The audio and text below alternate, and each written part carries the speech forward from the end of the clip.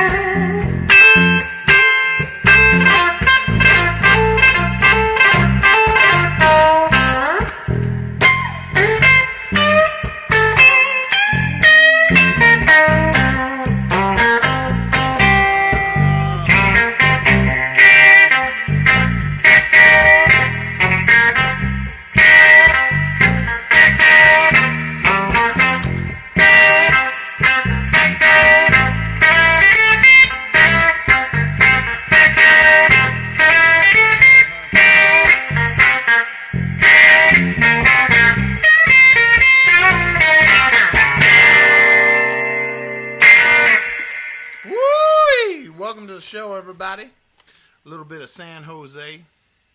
That's an old tune, Freddie King tune, but everybody did it. And I'll talk about some cats that tried to play in the style of a couple of guys who used to cover it. So anyway, welcome to the show, everybody. Got Honey Boy Edwards welcoming you to this week's Greasy Time. It's a pleasure to be with you once again. And notice where Honey Boy is standing, because I'm going to talk about that a little bit here in a minute. The Jazz Record Mart in my hometown of Chicago, Illinois. But anyway, how's everybody doing? Hope you're having a good week. There's so much going on. Got some great announcements to make on the show tonight. And thank you all to... man, it was an incredible response to me and my buddies getting together to play in one of our backyards last Sunday. My dear friend Patrick Sweeney, who I've talked about on the show here before, sort of corralled us together, and myself and my musical soulmate Adam Abershoff and our dear friend Adam Bednarik got together and played some blues. We didn't play no rock and roll, and it was a lot of fun, and we are going to be doing some more of it in between a bunch of other stuff. Before I go any further, I'm going to throw the logo up so I remember who I am, and I'll throw the Venmo and PayPal up. Tonight, we have the extreme honor of having one of my heroes and one of my dearest friends on the planet, Mr. Anson Funderburgh, is going to be joining us via an interview that we taped earlier. And I'm going to broadcast it here because I was going to do it live, but there's so many... I'm learning as I go with this, folks, so I didn't want to be spouting obscenities and have the anxiety, so opted to pre-record it, and I'm glad I did. So I'm going to be playing that in just a little bit, and all of your money tonight, all the money you put in the PayPal and Venmo is going to Mr. Anson Funderburgh. Please help him out, folks. He's one of the best there ever was and a huge mentor, and it's the least we all can do.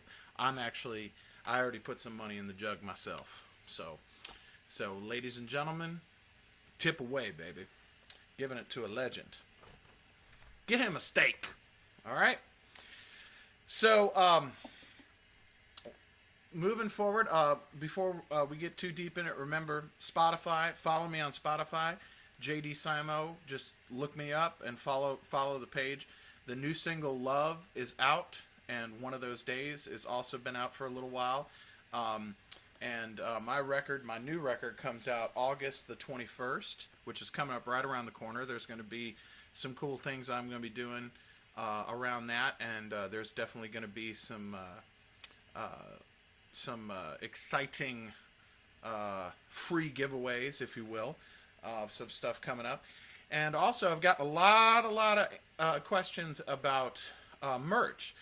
I am going to have some new merch coming up, which you'll be able to get either through the Facebook page here or also through my Instagram page. So those are coming right around the corner, probably within the next week. I'll probably have an update next week. And also, remember to subscribe to the YouTube channel, jdsimomusic. Got a really cool thing going on a week from tonight, next week's Greasy Time. Going to have my first full band live stream here as part of Greasy Time. There's a couple of guys that me and Adam have had a great time playing with over these last several months. Dear friends of ours that are a part of the scene here in Nashville, and you've heard them here on the show before. So next week, going to have our good friend Michael Zimmerman joining us on bass, and we're going to do a psych freak out for you. Okay? So you got blues, you got psychedelic, there's going to be some funk coming. There's all types of stuff we've got planned for the coming weeks. So dig it. And plus, there's going to be more guests here on Greasy Time. So yeah, folks. So thank you for riding the wave with me. Make sure to share this with your friends and all that other good stuff. And without further ado, we're going to jump into the show. So let's jump into the records of the week, shall we? So my favorite record this week, got a lot of talk about it on Instagram. is Jimmy Dawkins' Fast Fingers. This is a Delmark record from 68 or 69 with Eddie Shaw and Mighty Joe Young. A lot of people talk about, the blues guitar players of Chicago, rightfully so. And, there's sort of the famous ones, and then there's the lesser known ones, and then there's the criminally overlooked and forgotten ones. And Jimmy Dawkins is one of them, and he's one of my favorites. This record right here, I've done worn out. This is an incredible record. It's very much kind of in the style of Magic Sam, that West Side thing, real clean and stinging. And this record is another favorite of me and a lot of my buddies. And I was happy when I posted it the other day on Instagram how many people responded that they went and listened to it and liked it. And there's several other great records in Jimmy's catalog, but this is definitely like the one to have. And in that same breath, I wanted to talk. I'm going to do a full episode coming up in the future about sort of Chicago blues and like the scene and kind of a real deep dive into all of that. But I did want to kind of spotlight once again, the Delmark label, because Delmark had Magic Sam. They had Junior Wells' Hoodoo Man Blues, which is one of the best-selling records in blues history, really, with Buddy Guy on it. Delmark was a really influential label and is still around. And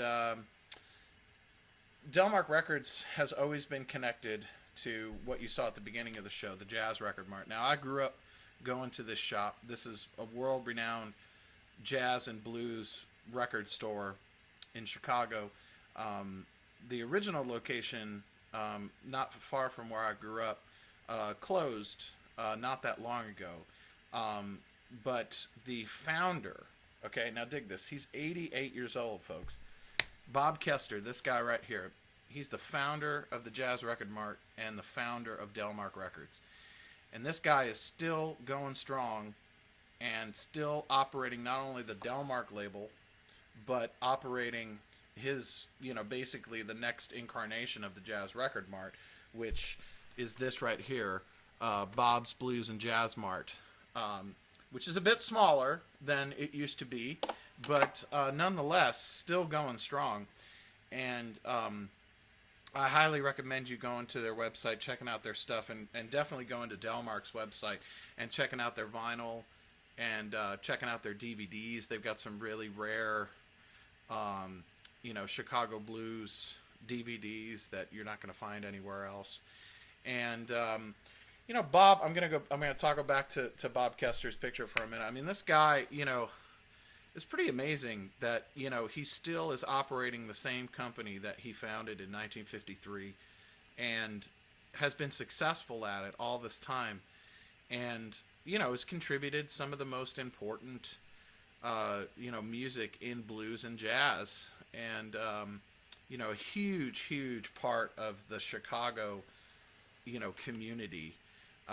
There's great stories of back in the 60s, Michael Bloomfield and Charlie Musselwhite, hanging out at the Jazz Record Mart. I used to hang out at the Jazz Record Mart. It was an amazing place, and it's where I learned a lot of the stuff that I'm sharing with you. And so God bless you, Bob Kester. We love you. Independent records, baby. Independent records. You with me? You with me so far? So we're going to talk more about Delmark and Bob Kester and several other labels and a bunch of other stuff on an upcoming episode. But I just kind of wanted to wet your palate just a little bit.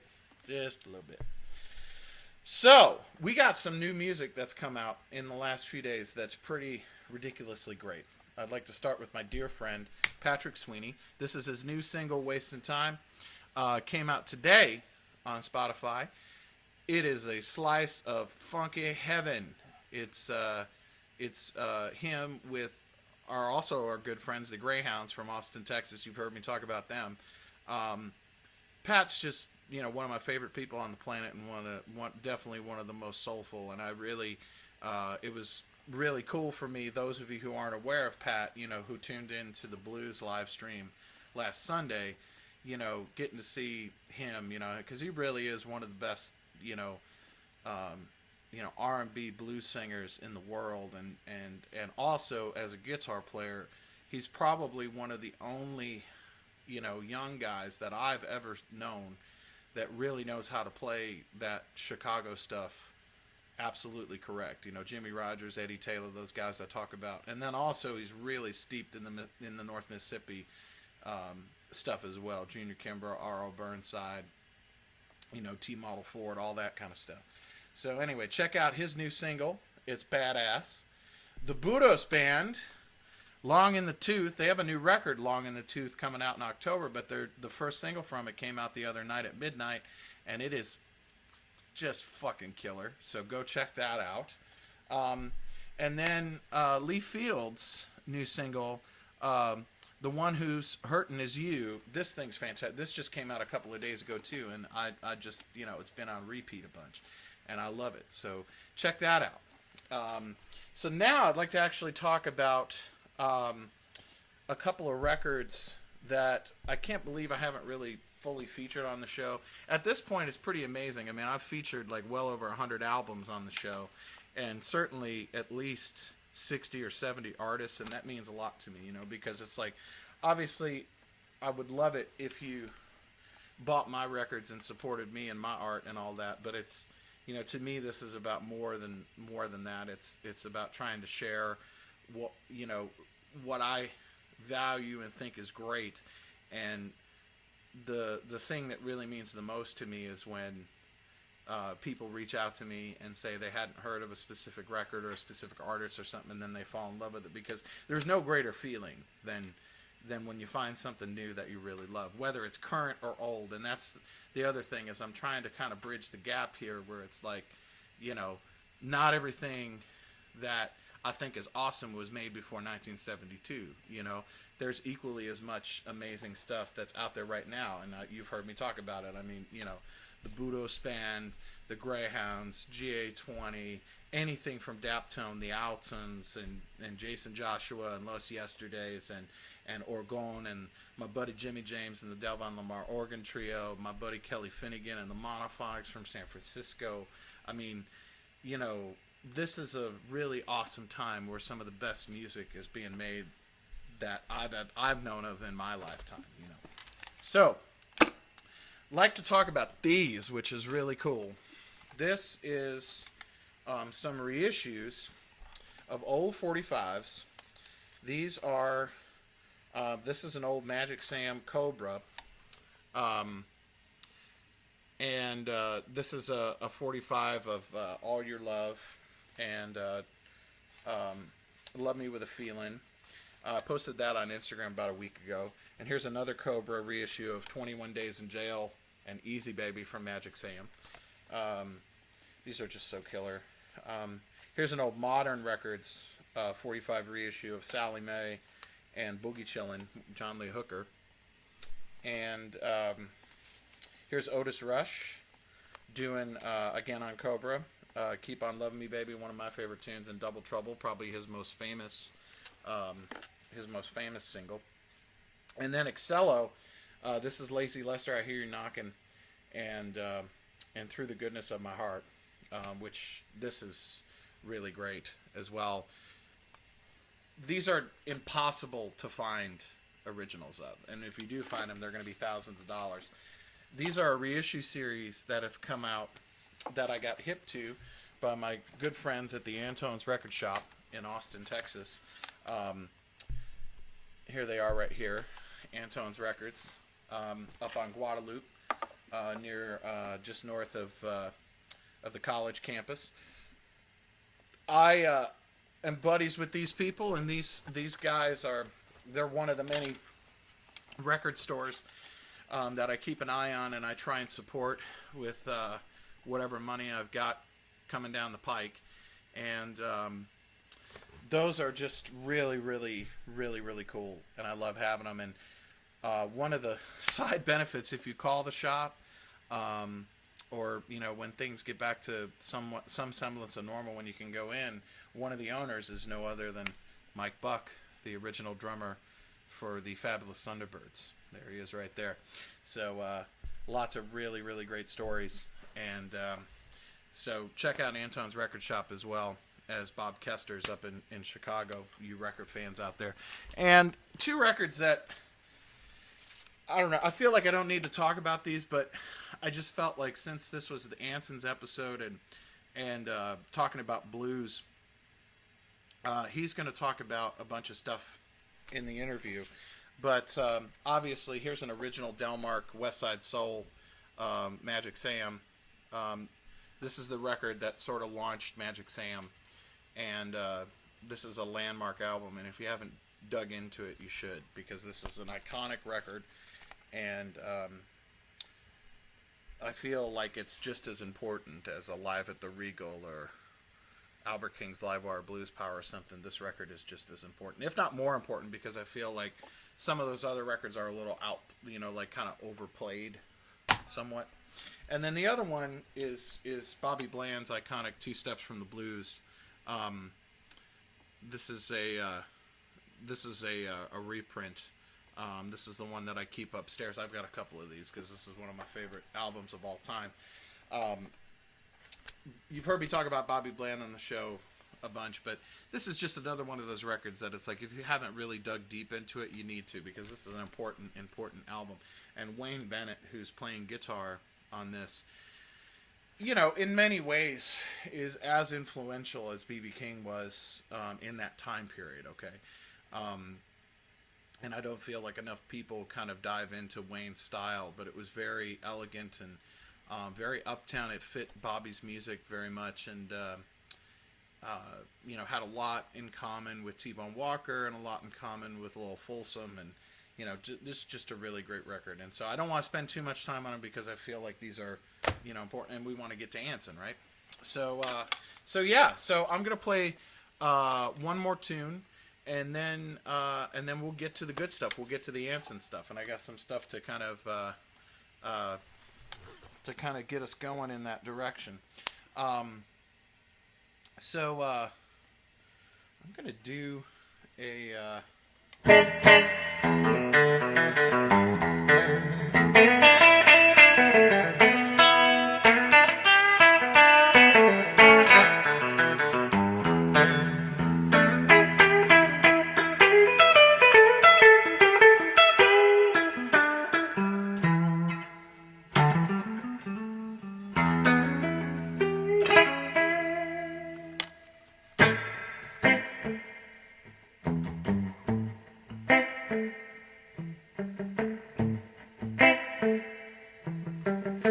tell you what I'm going to do. I'm going to put my bass on for a second because I want to do one of the tracks from that Jimmy Dawkins record, and I need to have the bass going. So JD's bass ability is going to be on display once again here on the Greasy Time Show.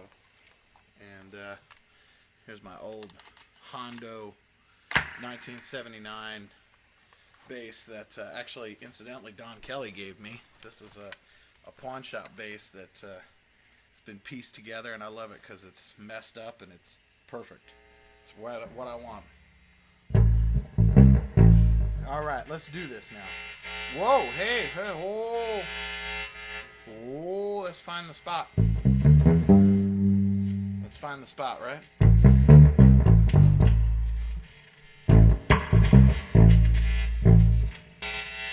Woo! Hold up.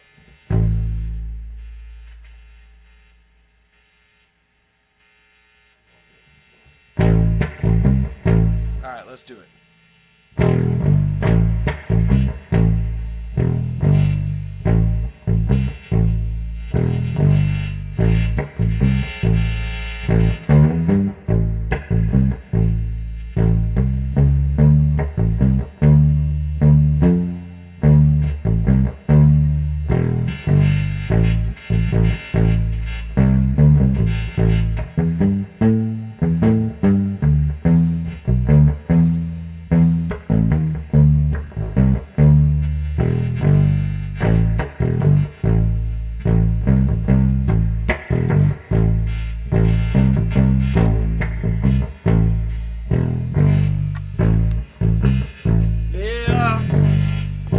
serves me right to suffer, even with the... I like it, even with all the noise and crud. That's what we talk about.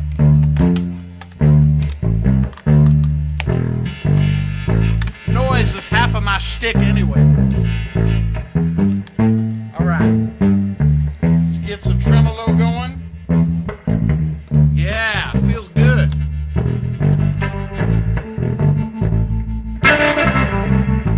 Here we go.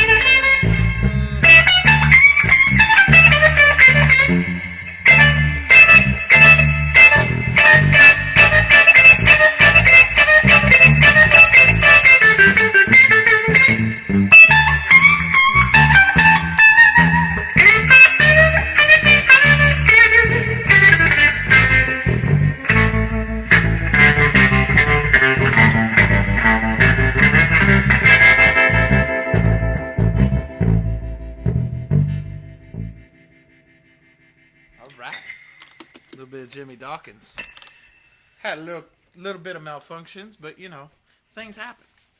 So, without further ado, I have a lovely, awesome interview with one of my dearest friends and favorite people on the planet, Anson Funderburgh.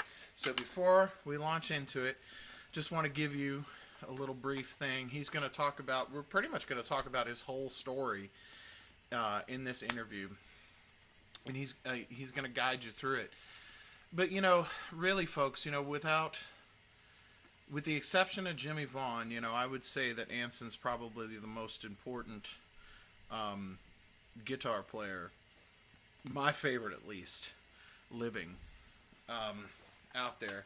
He's a living link to the real thing, the thing that is so rare to find and has always been. He's a gentleman. He's kind. He's the real thing. He's low down. He's a rascal. He's everything. And I grew up going to see him play for the majority of his playing career for 20 years. He had his band The Rockets that featured Sam Myers, and Sam, back in the 50s, man. Sam, here's a picture of Sam and Anson and the Rockets. But back in the '50s, Sam was actually Elmore James. There's Elmore James, and that's Sunnyland Slim sitting at the piano, and I'm drawing a blank. Roosevelt Sykes? No, it's not Roosevelt Sykes. Sorry, I'll remember in a minute. Playing guitar, but that's Elmore James on the right, playing at his residency gig in Chicago, and Sam was his drummer for 10 years or more, and played on a lot of the records, and then also wrote a lot of songs too, and was an awesome singer and harmonica player. And ended up joining forces with Anson in '86, and they partnered together and traveled the world and toured hard and heavy until Sam passed away in 2006. And that was really influential to me and a lot of other people.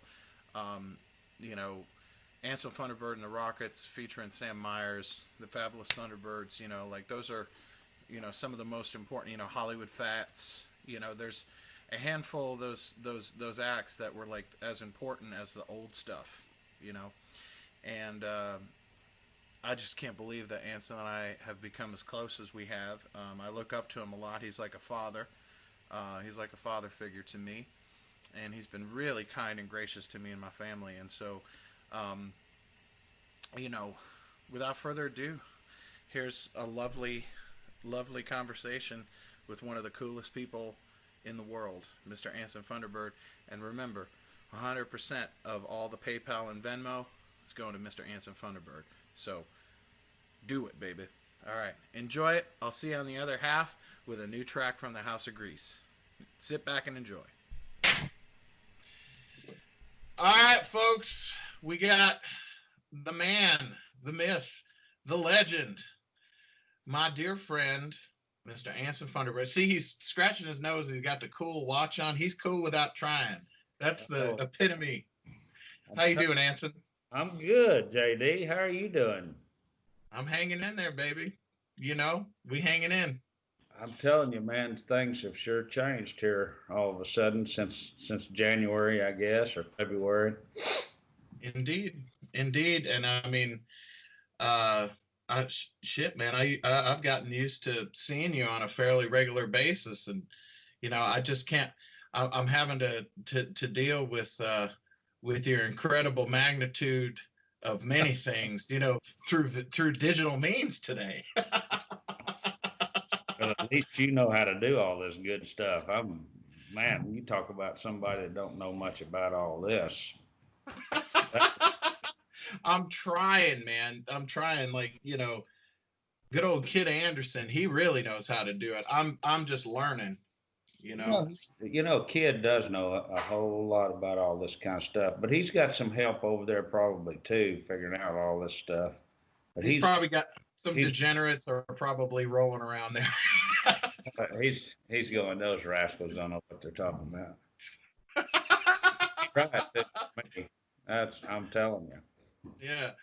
Well, the thing that you're my first digital guest. I've had some socially distant guests in the funky basement here in the House of Grease, as I say, and I've been wanting to do this for a long time. So thanks for with the help of the lovely Julia there helping this happen. So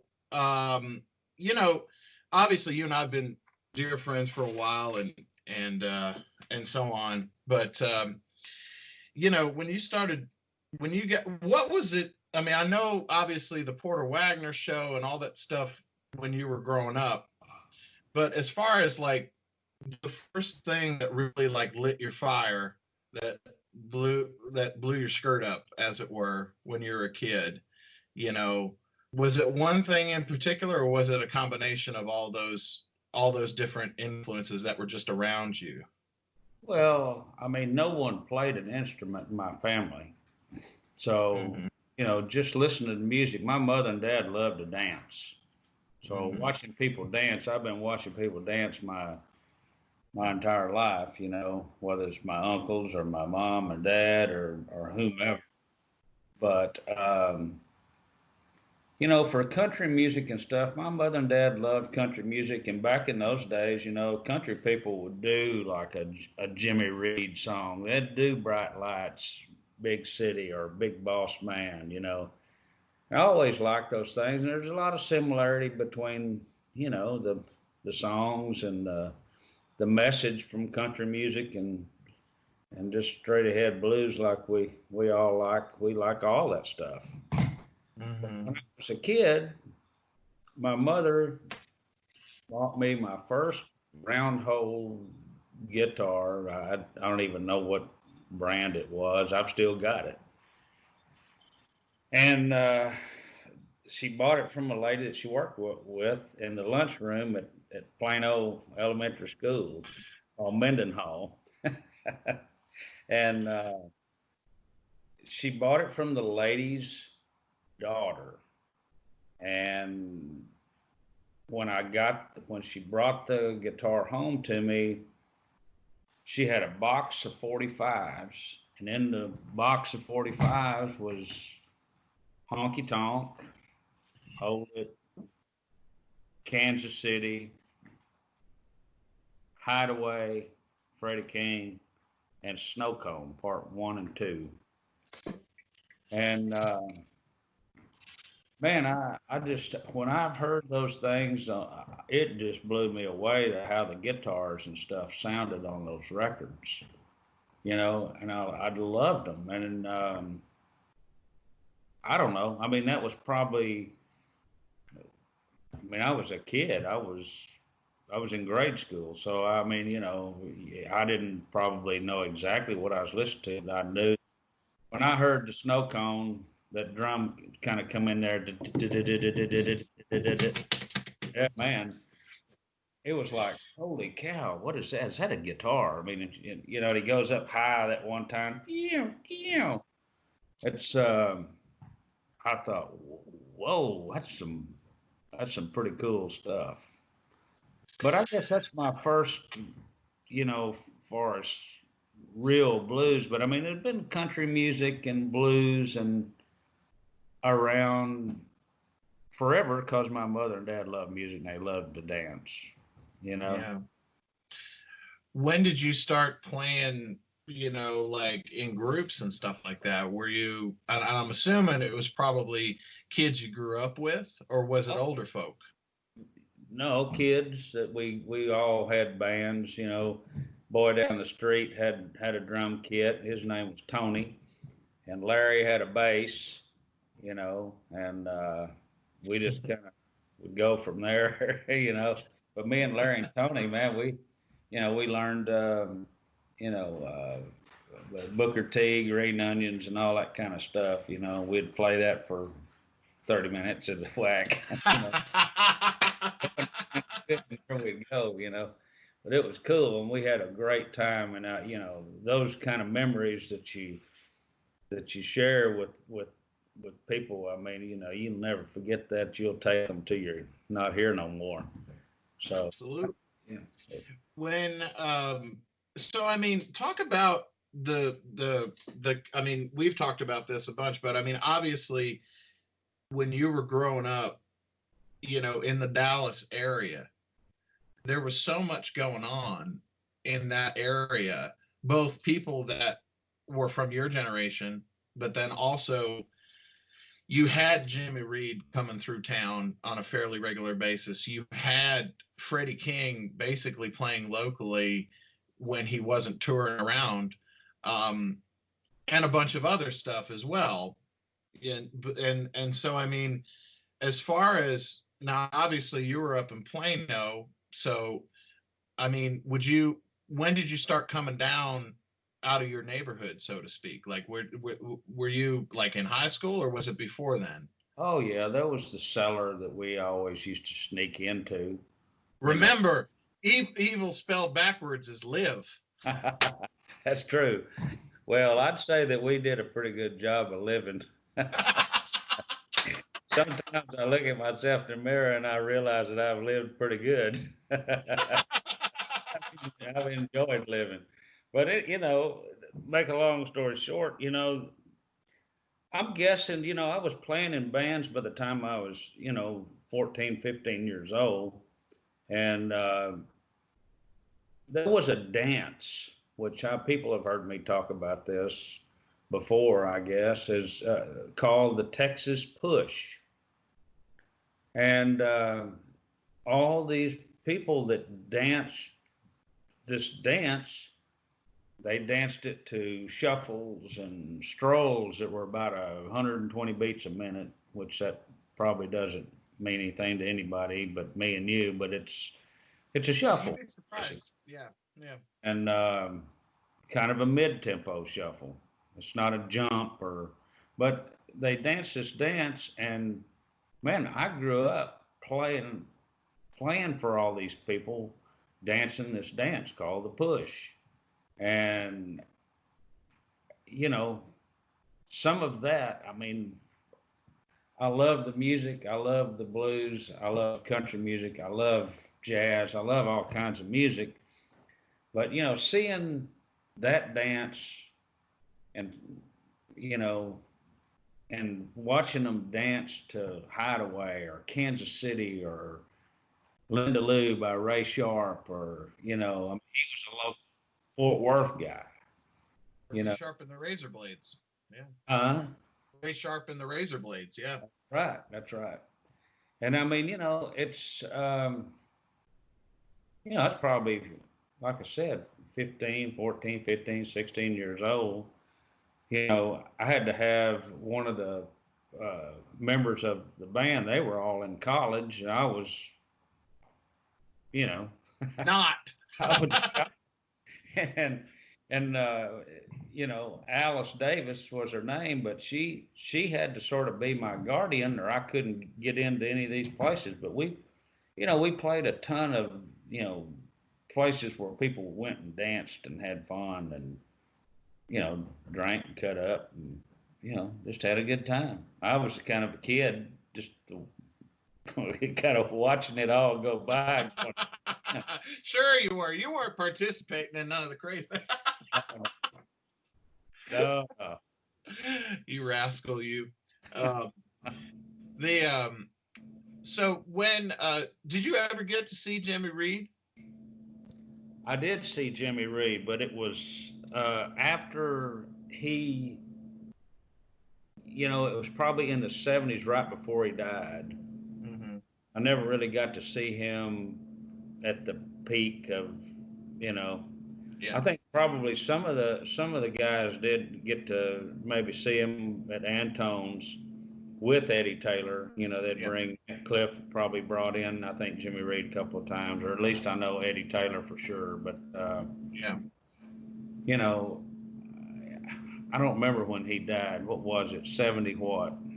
6 or 7, I think. And I mean, it was yeah, I mean, I understand what you're saying. There at the end there, it was not Well, just the bad part about it is that he would come in and, play with whomever that someone hired for him to play with. I saw him at the Electric Ballroom, which was like a dance club in Dallas. And, oh man, it was, they had no idea what he was doing. So yeah. it was not a good representation of Jimmy Reed, who I'm a huge fan of Jimmy Reed, obviously. Anybody Yeah. knows me, they know that, but it was a little bit rough on the time when I did see him. Saw Freddie Yeah. a bunch of times, though. He was always wonderful. Yeah, and I mean, do you remember when um do you remember like the first time you ever saw Freddie? Like how young were you? Because like I said, I mean, I know, a lot of folks that kind of that you grew up with essentially, uh he would play Mother Blues, or he would play there's all types of places he would play there in Dallas. He did. Um He was um, he was always around. When he was not working, he'd always go to Mother Blues. And the first one of the times that sticks out in my mind the most when I saw him was he came in and sat in at the Old Mother Blues when it was on Rollin, and he sat in with Jimmy Vaughn and the Storm.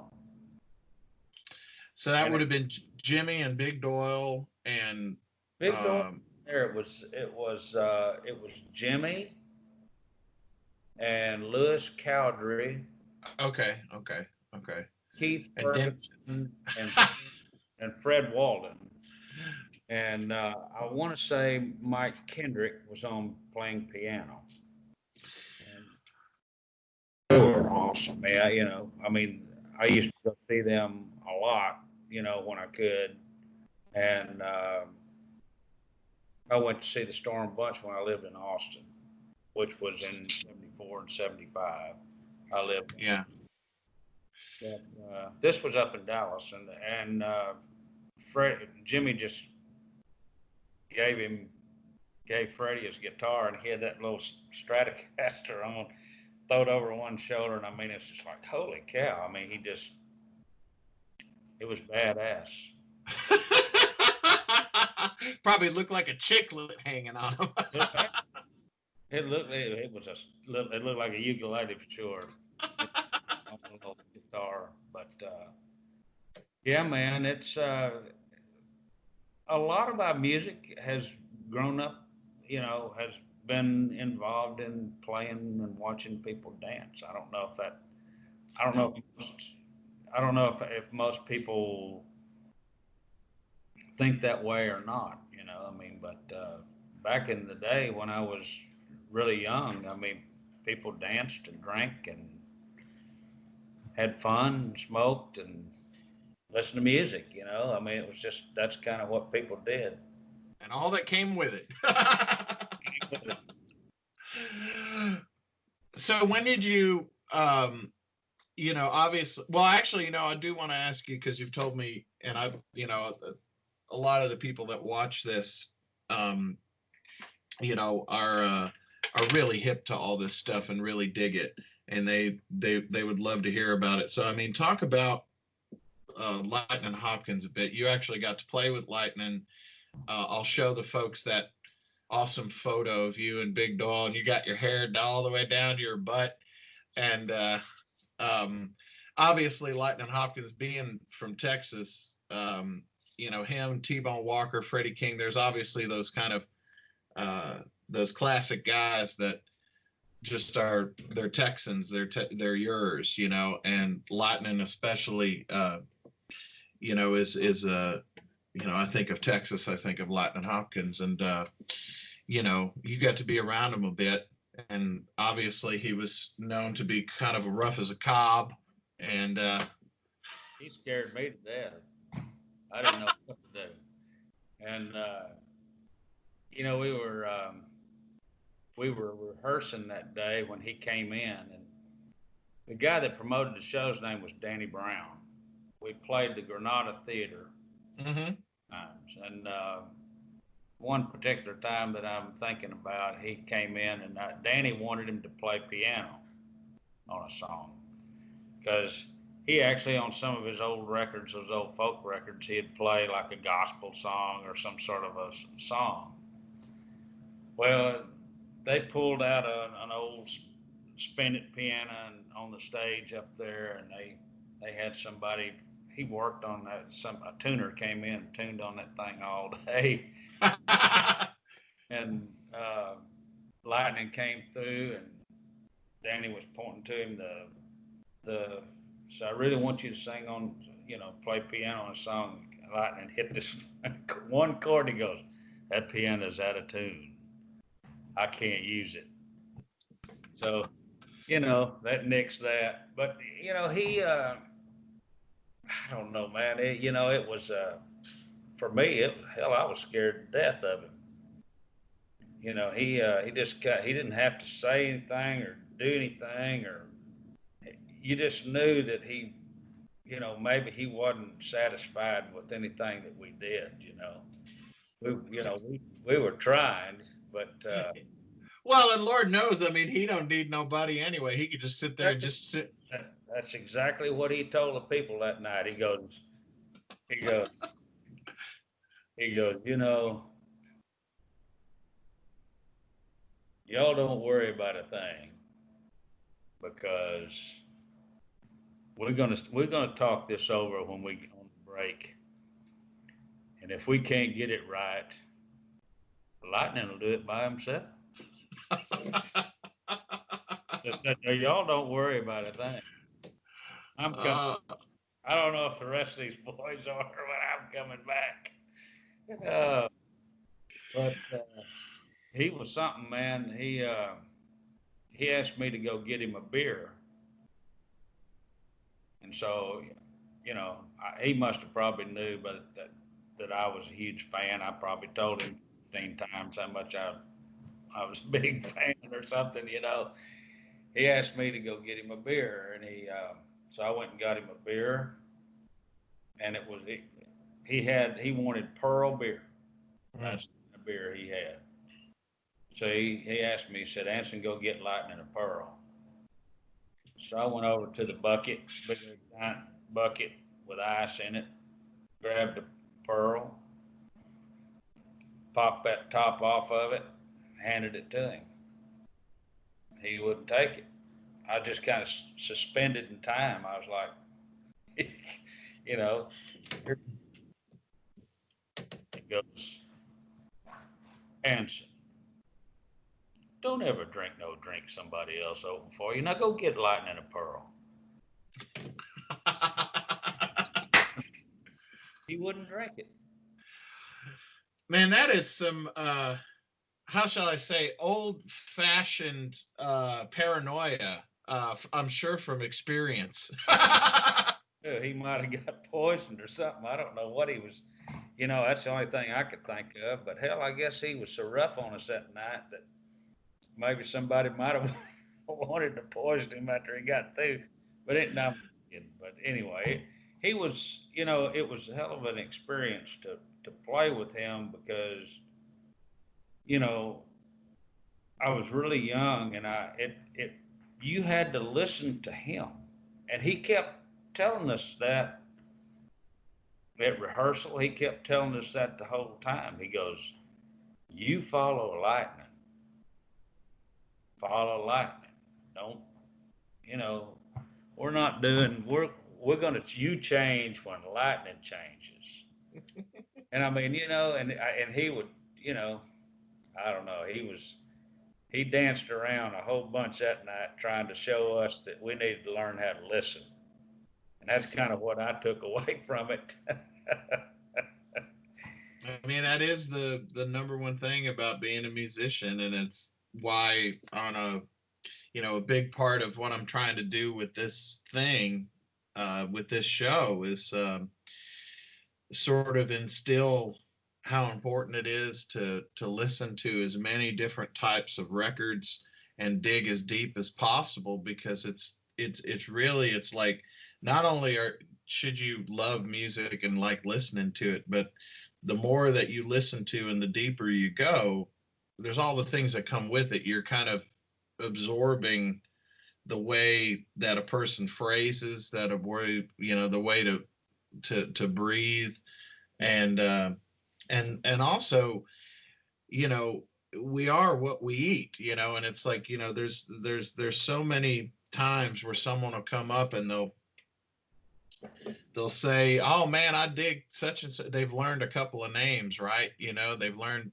some deep names that they know you'll appreciate or dig.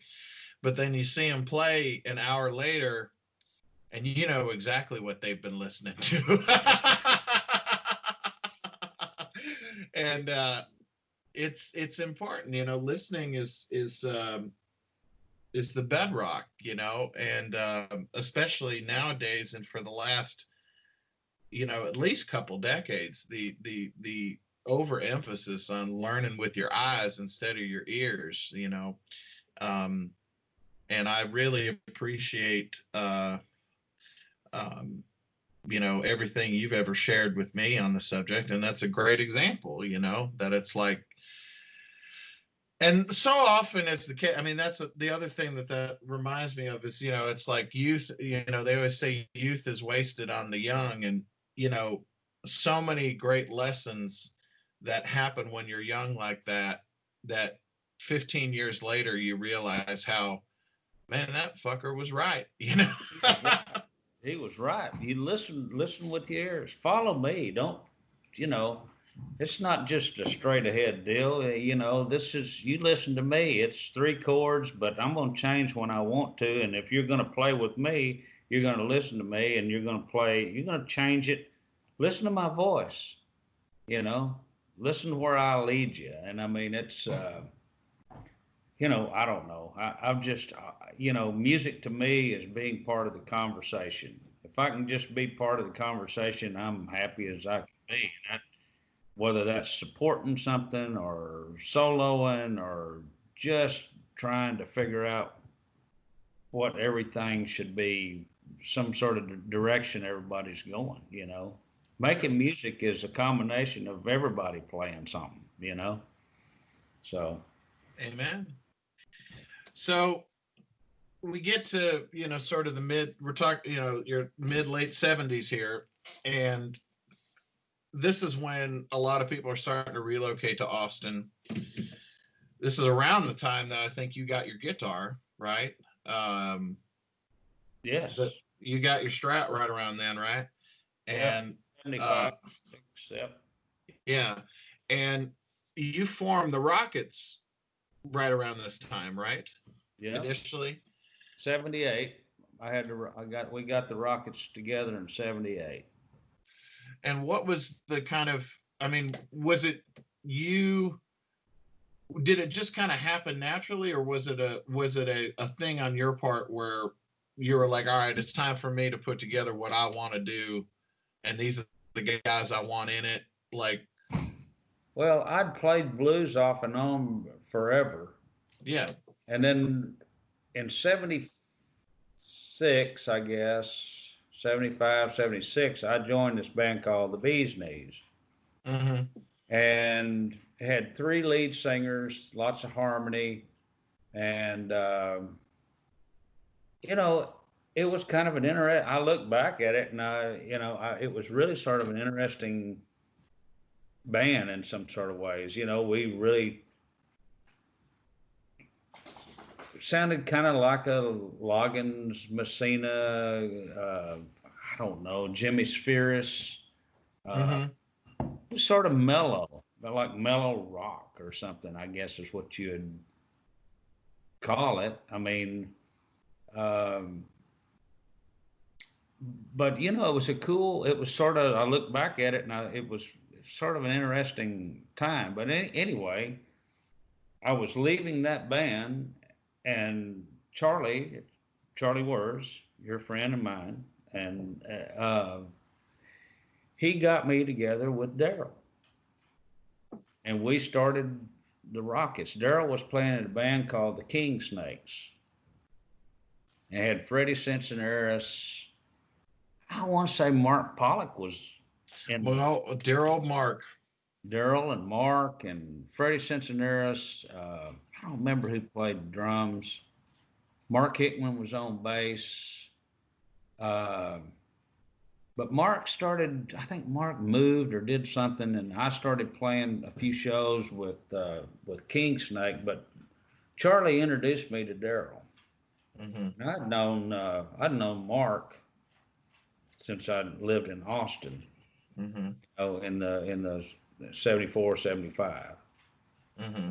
And Mark Pollock, folks, for those of you who don't know, he took over Charlie's guitar shop in Dallas after Charlie passed away. And Mark was an amazingly great funky guitar player and a sweetheart of a guy. I mean, he was really, when I was a teenager, he helped me a lot. He was a good man, and we miss him. So anyway, for folks who don't know, yeah. But yeah, he was a good one, and he took over. But anyway, you know, Daryl and I decided to start the Rockets, and we just got Daryl and I played together. From 78 to 86. Mm-hmm. When Daryl left, I asked Sam to join the band, Sam Myers, and then the Rockets from there just, Sam was in the band until he passed away in 2006. Yeah. But Daryl and I made several records, and actually, I met Hammond and Nauman Scott when Daryl was in the band, and Wow. the first couple of Rockets records had Daryl on it, and then, like I said, we met Sam when the Rockets with Daryl was playing in Jackson, and Sam came out and sat in with us, and we all loved him to death and became really good friends with him. So pretty wild. And you found your musical soulmate, at least for a good long while, the lovely Sam. He and And I played music together, I guess, we started making music together because we did that one little record. It was me and Sam called My Love Is Here to Stay, which, we re-recorded one of his old songs, yeah, and it was just sort of a little side project that we did from the Rockets. In yeah. 80, we met Sam in 82. We made that record in 84, Hmm. and Sam actually joined the band in 86. Hmm. So I knew Sam from 82, so yeah, we had a lot of fun together, and it's pretty, he was something else, man. Needless to say. Needless to say.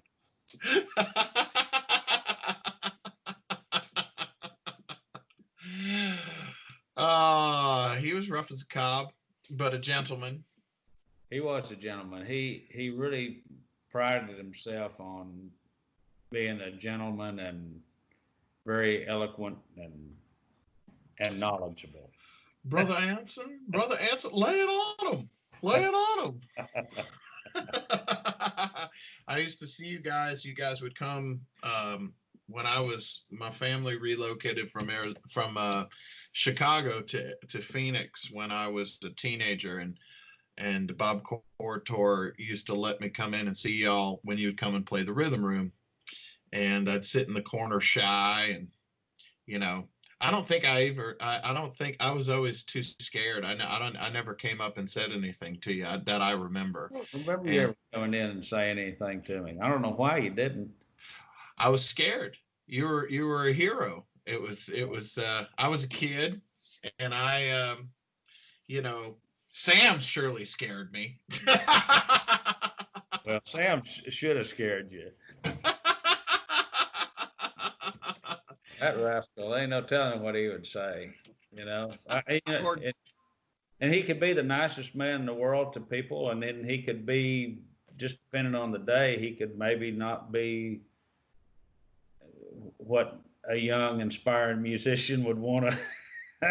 well, But hey, Lightning was the same way. You follow me, I do this, I do that, and and to a point, I mean, it's I can't imagine you've lived through like you've lived through the whole kind of phenomenon, if you will, of the 12-year-old you know blues man thing, which has come.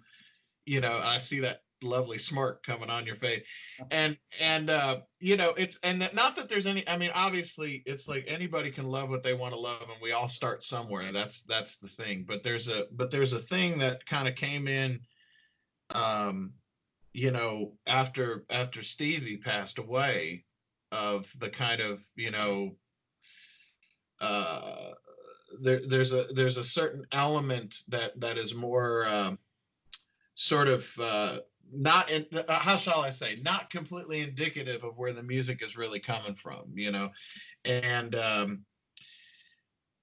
guys like Sam, guys, the real things, you can't, you know they'd put you in your place, and rightfully so, because when it comes down to it, it's like, you got to live life, and you have to work hard, and you have to, stand on your own 2 feet. And,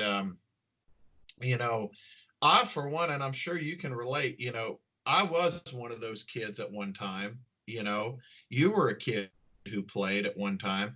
I, personally, I couldn't wait to be older. I hated the sort of aspect of, oh, look how cute he is. Oh man, he's really good for 14 or something like that. Like, I just wanted to be one of the guys, and, guys like Sam and Snooky Pryor and Junior Wells and James Cotton and any of the guys I was ever had the pleasure to be around, they didn't have a lot of tolerance for that kind of, True. That's true. Well, man, it's I don't think they probably didn't think that much of it. It was just sort of so much of a part of them, Yeah. that it's just what they did, sort of, Yeah. And What they who and what they related to, it's, yeah. So, there's some awesome stories floating around. Some we can tell, some we probably can't. But that I think that what they all shared was the common. They all loved music, and they all liked being in the conversation and playing music with one another, and it's pretty interesting, really. I mean, I think. Well, and it's interesting because another thing that always served me well, and I know served you well. It's like with those guys who really have, for all intents and purposes, really been through it. If you approach them with humbleness, they always respond. It's when you try and act like you're something, whatever that something is, whatever. But it's like, if you're just real and humble and all that, these guys, and you included, man. I mean, it's like you there's so much life experience and so much good to share, that's kind of the secret always. It's when we puff up that the problems start. That's when the trouble really starts. Yeah, I mean, I don't know. Sam could be really a wonderful, nice, sharing person, and then sometimes I think he could just not be that way and not want to share anything. And I mean, I get it, Yeah. He had those songs that were recorded by Clapton with "Sleeping in the Ground," and he didn't make any money on those, but I think that probably it wasn't, like Blind Faith that got him. I think he got bit by Johnny Vincent at Ace Records, Mm-hmm. and probably if the truth was known, he probably did it legally. He probably signed something that gave those people the rights to that music somehow back then, and never thought of it again. I mean. Yeah, I mean, who knows? I mean, he might have needed money for something. Yeah, you just don't know. I mean, you don't know. And but nonetheless, about it, I mean, he just never really, I guess, wanted to go into it that much. Mm-hmm. Oh, I don't need to talk about all that stuff. Mm-hmm. Yeah.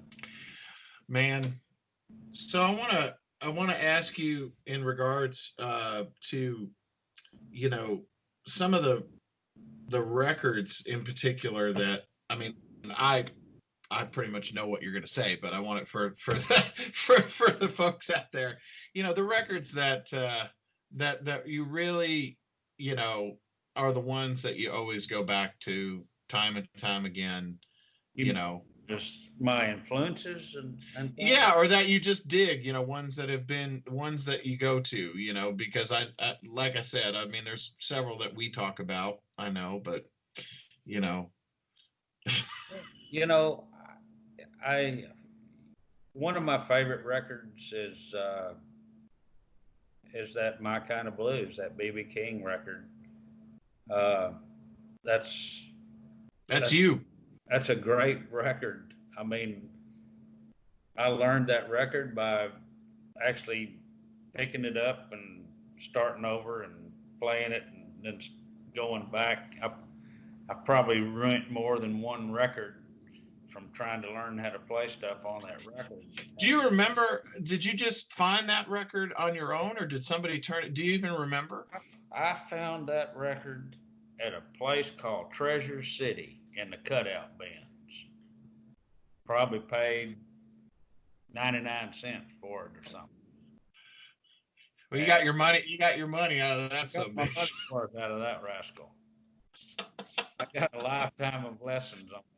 And I probably learned all that stuff wrong. I'm probably not playing one damn lick right the way he played it. But I mean, back in those days, there wasn't any kind of tabs or, you know, Thank God. well, I mean, you just, if you got it wrong, you just say, well, I guess if you did it wrong, it was yours now. That's what I'm saying. Like, that's how you get a style. I guess. But, that's one of my favorite records. Uh, Kind of Blue, Miles Davis, that's one of my favorite records. Yeah. I love all that old country music and stuff too. I mean, Lightning Hopkins, I love that Mojo Hand and Lightning's Boogie and all that good stuff. Those are great records. Frankie Lee Sims, he's one of my favorites. You know, Rooster Blues, folks, go find that. Rooster Blues, yeah. Lightning Slim. Yeah, Uh, man. all the Lazy Lester stuff, all the. I mean, I, there's so much good stuff, I and was gonna say the cello stuff in particular. It's funny because it's like, I guess because Louisiana is right there next to Texas, you guys had more exposure than other parts of the country. probably. I mean, Scratch My Back played on the radio. You could get to hear that on Soul Sock in '73. You'd hear that, and and then you'd hear Johnny Taylor's "Who's Making Love," and then you'd hear some Tyrone Davis song. Then you'd hear "Scratch My Back," and then you'd hear "Tip On In," and then you'd hear something by Howlin' Wolf or "Sweet 16" with BB King. I mean, it was just sort of you'd hear all kinds of different kinds of music on those. Yeah, but what great! I mean, that's like almost a daily playlist for me. That just sounds. I mean, that just sounds amazing to be exposed to that just on the radio like that. That's just so cool, man. Whew. I'm trying to remember. Was it Cat's Caravan? I don't know. I'd have to. Yeah.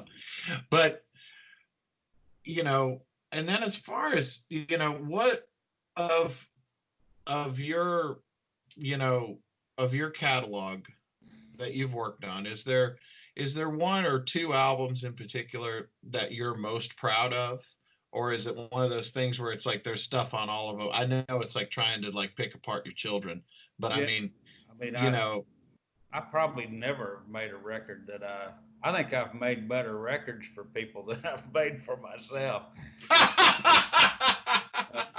But you know what I'm saying? I mean, there's on all of my records. The first record that I made with Sam, I thought was really good. For that My Love Is Here to Stay. I thought I thought Sam was great, and that the record was had some cool songs on it, and the sound of that record was really good. I don't. Who I don't who think en- personally, huh? who engineered that? Do you remember? Where did we cut it? No, well, I mean, who engineered it? Was that a Bob Sullivan record, or was it? It was not. It was a Larry Wallace. Okay. Did you ever know Larry Wallace? I never knew Larry, but I know who you're talking about. Tell the Yeah. folks about Larry. Well, he was just somebody that he worked at Arnold Morgan's, and back in the day Yep. when he was a kid too, and he ended up working at January Sound Studio, where that's where we recorded that record. And but anyway, it sort of had a little bit of a modern sound to it, like the drums and stuff. It's Wes on drums and a guy named Rory McLeod on string bass, and then I had Doug Reineck on piano, myself on guitar, and then Sam on harmonica. And Sam we cut that in 1984. Sam was born in 36, so he was 48 years old. Mm-hmm. And man, I remember thinking, boy, this rascal is the oldest thing I've ever seen, and he was only 48. I mean, back then, and he was singing so good back then. I'd say that that record probably represents him the best I could ever represent him, just in where he was in his life. He was singing and playing great, Mm-hmm. and I mean, there's always things. I mean, I can always find things that I wished I'd have done different, or things. Oh, sure. Oh, sure, man. I understand. It's just an interesting thing because, oftentimes what people gravitate towards in a person's catalog, oftentimes there's a record or two that an artist prefers more, for a multitude of reasons. Like what the public thinks of something is usually different from what an artist thinks, at times at least. And I will say this, and I don't mean to embarrass you if I do, but on the Which Way Is Texas record, I love your voice, man. I love, you're the woman I need. That's my favorite song on that record, man. Well, I've always been able to sort of sing, but I just hated my voice. I couldn't stand it. I get it. Oh my God. I could stand up and play a guitar in front of a gazillion people, but boy, ask me to sing and open my mouth, just say hello. And it makes palms of my hands sweat. Well, I would be remiss if I didn't ask you some guitar related stuff, because there's a lot of guitar players and guitar lovers that watch this and look up to you. And you've always been just like the real thing, just real simple. Your preferences have been the same for quite a long time. But I mean, what is your, talk about those preferences. I know you like, certain kinds of speakers and, certain kind of strings and, Well, JD, you know me about as well as anybody. I mean, the amp that I play through, the amp that I use to record most of my stuff, I bought that amp. It's a 1964 Super Reverb, and I bought it in 1969. So I don't change much, I don't guess. I would say not. And I've had some other things here and there, but I mean, I always end up kind of going back to those Super Reverb, the Fender stuff, and far as the music, simple, melodic. I think, when you're playing music, if you can be sort of melodic and You know, I mean, there's certainly something to being able to play fast and busy and doing different things. I've never been able to do that. Never really wanted to do that. Always wanted to, you know, with the music that I play, it's not that everybody plays at the same time, but that everybody's sort of talking to one another. It's a conversation of several different people all going on at once, sort of. Yeah. And boy, if everybody starts talking really a lot with at one time, you there ain't nobody gonna be able to understand a damn word. So Sounds you know, like shit. it's just you know, I mean, my playing is very simple. I mean, it's you know, I don't know a whole lot of music. I don't how I've managed to make a damn living playing music and I you know it's a miracle in some sort of ways. I've been all Well, over the world playing music. Do I I know. a great guitar player or know a whole lot of guitar? Hell no. You know I don't. You know I don't. I mean, it's but for some reason or another, I have some sort of something when I play a guitar that's I don't know. It's I'm not sure it's different than anybody else. I'm not sure if what it is, but you know, I just have to let somebody else decide what that is. You know, Well, I'll decide for you, at least for me. I mean, you've been a hero for me, and you know, when I look at the world right now, I know that myself and my peers, at least all my friends that I'm close to that are making music in the world that are part of my generation, you know, we all hold you and Jimmy Vaughn, you know, at the highest place of respect and honor. And it's because you guys epitomize the connection to the language of expressing yourself and you know and that ability to I'm for one, and I talk about this all the time. I think it's a lot easier. I think, and I know this because I've done it myself.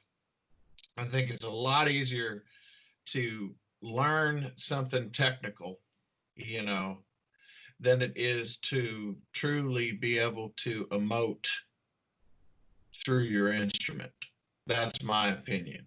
And because there's a thing that you got to do, you got to first of all, you got to be okay with revealing a part of yourself to your audience, which most people just want to look cool or whatever.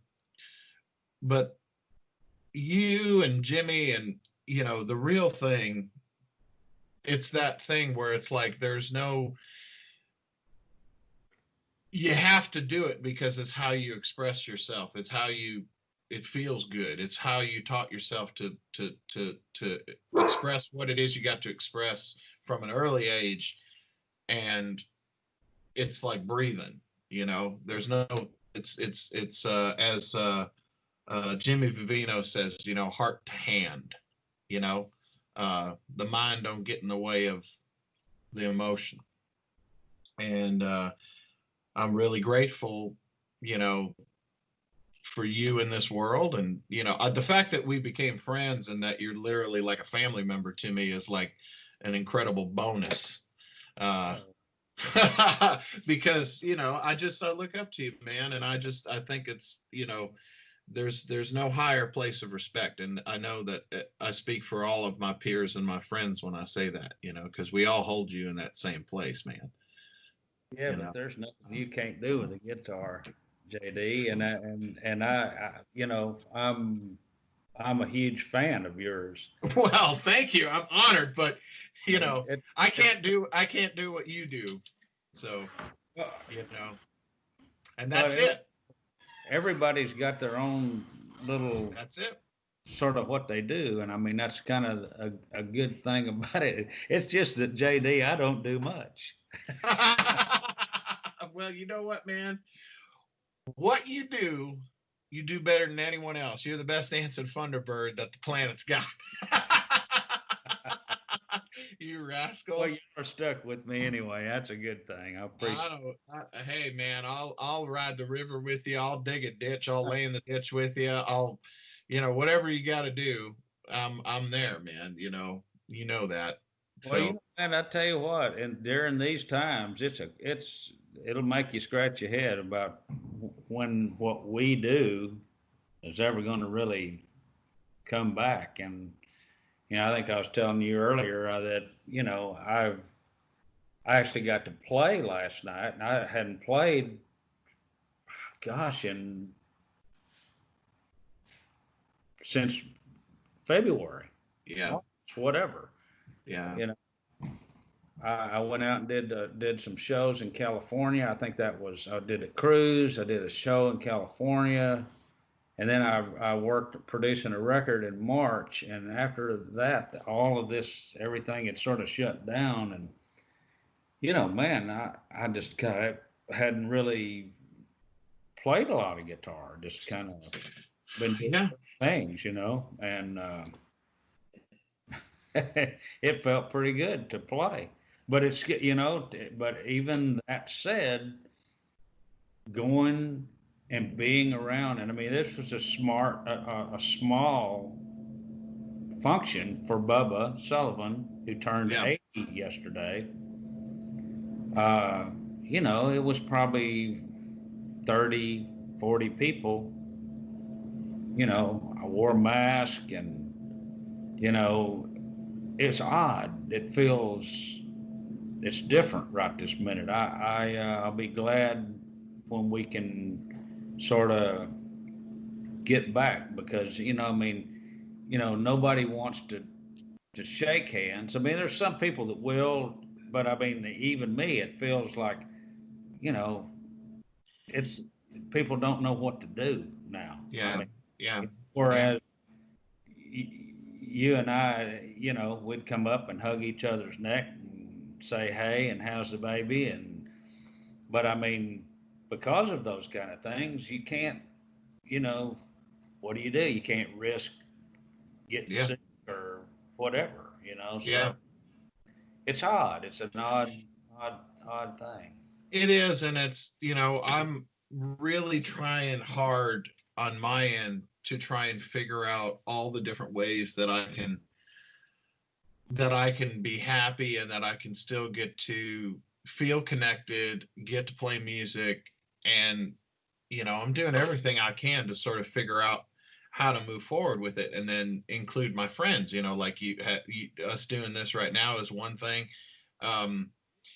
Because like, for instance, a couple days ago, me and some friends set up in a friend's backyard and did a live stream concert that we streamed, and a crap ton of people watched, and we were just playing Eddie Taylor and Fenton Robinson, and it was so fun, and it's like doing things like those, I'm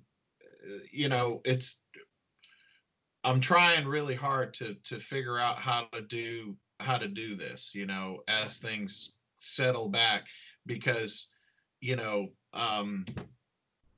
because I have the sort of wherewithal to sort of try and figure it out, and hopefully, we'll talk off the air about it, but there's some stuff that maybe you and I can do together,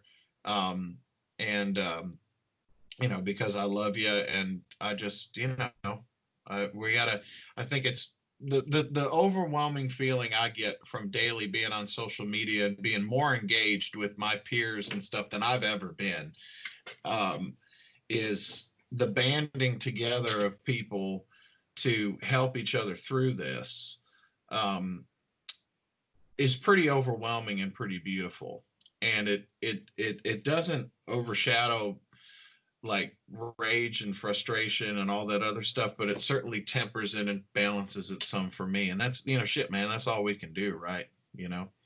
That's all we can do. Well, I mean, we're going to do what we do. We're just going to continue doing what we do. You can't help being the rascal you always have been. Oh,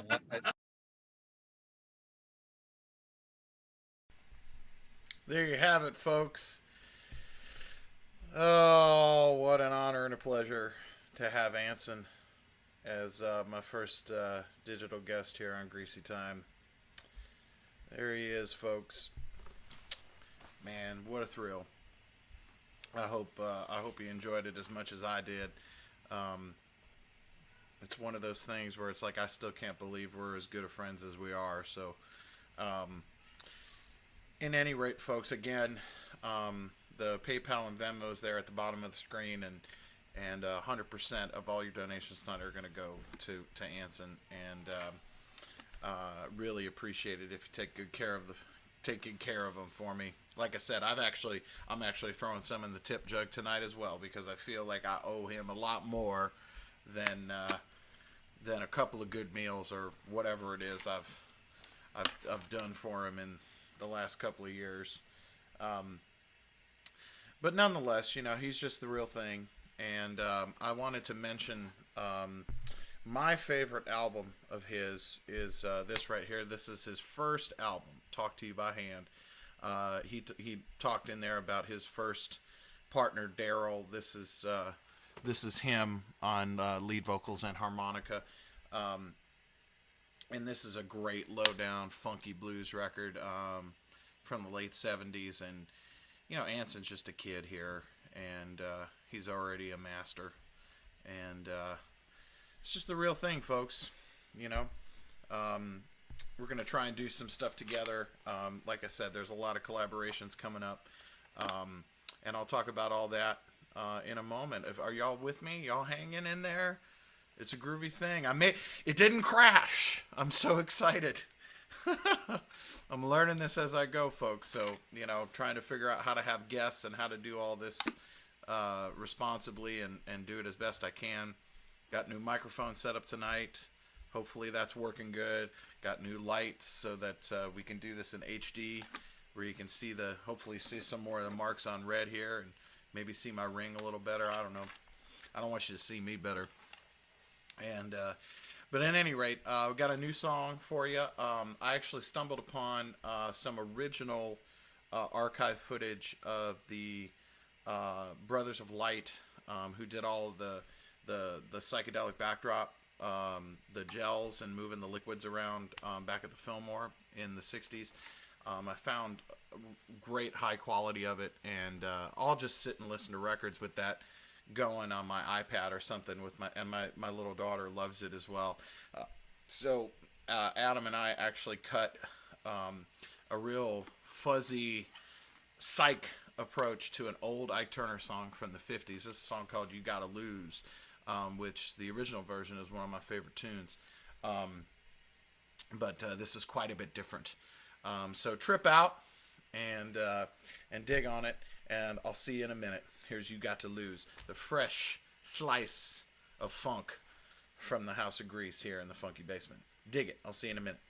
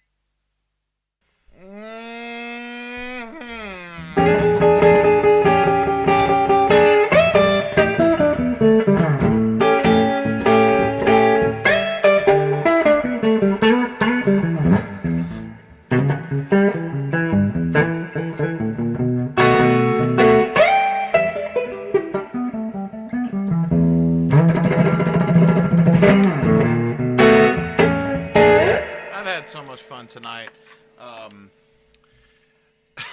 You know, one of my favorite sort of memories is when I used to go up and hang out with my good friend Greg Martin up at WDNS up in Bowling Green, Kentucky, on his Monday night show, The Lowdown Hoedown. Because there's just something about being a disc jockey that is really romantic to me. You know, growing up watching movies like American Graffiti and stuff like that, and seeing Wolfman Jack, I've felt very much like a DJ tonight. I'm really grateful. I've actually been more stressed about tonight's thing than most of them because hoping that everything works. And from what I can tell, everything has worked tonight, and I'm overjoyed. So I've had a good time manning the controls here, making sure everything's good at central control, as it were. And folks, you know, I just really appreciate you a lot. As we head into the late summer here and into the fall, I still don't have much of an idea of when we're actually going to be able to tour again. You know, your contributions and you watching the show and sharing it with your friends and telling people about me and sharing my Spotify page and all that kind of stuff, it really helps me a lot. So please spread it around, throw donations in the tip jug there, the PayPal and the Venmo. And tonight it's for a really good cause. Tonight everything's going to Anson, so please take good care of them, folks. Next week, a week from tonight, episode 18 of Greasy Time, I'm going to have my first full band with me and Adam Abershoff and Michael Zimmerman. We're going to be down here in the funky basement. We're going to be, you know, apart from one another, each in our own zone, doing things safe. We all are maintaining quarantine. We trust each other, and we exhibit, you know, responsible behavior. But they're going to be joining me next week. And if you are into psychedelic improvisation and jamming, that's what next week is about. So, you know, this week was hardcore blues, and next week we're gonna get freaky. We're gonna get psyched out, which I love, and we're gonna continue fanning out from there. Lots more coming up. Please remember to pre-order my new record that comes out August 21st. You can pre-order it on Apple Music. Go to Spotify, like my Spotify page. Check out the 2 singles, Love and One of Those Days. Check out the 2 music videos that are on my YouTube channel, jdsimomusic. And folks, take care of yourselves. Have a wonderful weekend. And as always, keep it greasy. Thank you very much, and good night.